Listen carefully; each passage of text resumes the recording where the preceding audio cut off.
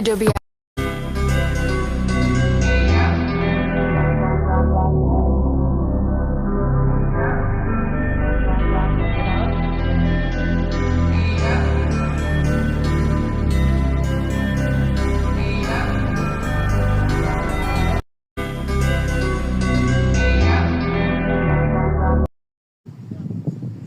خره.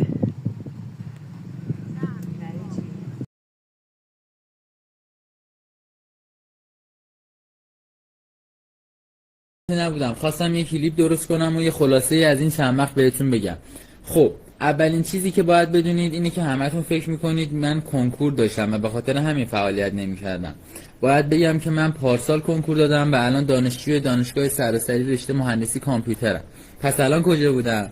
من دقیقا از بهمن ماه فعالیت نکردم. پس چیکار میکردم؟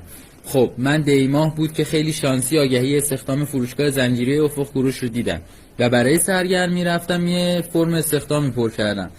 میدونستم که قبول نمیکنن چون کارت پایان خدمت میخواستن و من نداشتم، ولی به هم زنگ زدن برای مصاحبه برم و منم رفتم.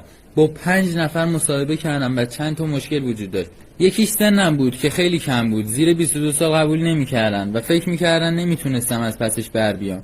و دومین مشکل این بود که کارت پایان خدمت نداشتم، ولی وقتی اونا ذوق و شوقم رو دیدن و دیدن آدم پر انرژی ام، سنم و مشکل نگرفتم و به جای کارت پایان خدمت از معافیت تحصیلی استفاده کردم و تونستم استخدام شم و کوچکترین عضو کوروش تو کل ایران شدم.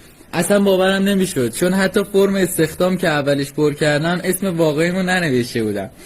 خلاصه که از بهمن بود رفتم سر کار فروشگاه یکم سخت است، ولی من چون ارتباط با مشتری و مردم رو خیلی خیلی دوست دارم هر روز با ذوق میرم سر کار و همین باعث شده که من توی این مدت خیلی کم نفر سوم فروشگاه یا همون معاون بزرگترین فروشگاه VIP تو مرکز تهران بشم. توی پرانتز باید بگم که فروشگاه افق فروش کلا 2 تا VIP داره و یکیش اینجاییه که من دارم کار میکنم. از این به بعد هم استوریام فعال میشه و استوریای باحال داریم، چیزای جدیدی به سرم زده که انجامشون بدم تو استوریا. اینم همون فروشگاهی که ازش حرف میزدم. خب دیگه من باید برم، بریم واسه شروع یه روز خوب. سلام به همه. یه چند وقت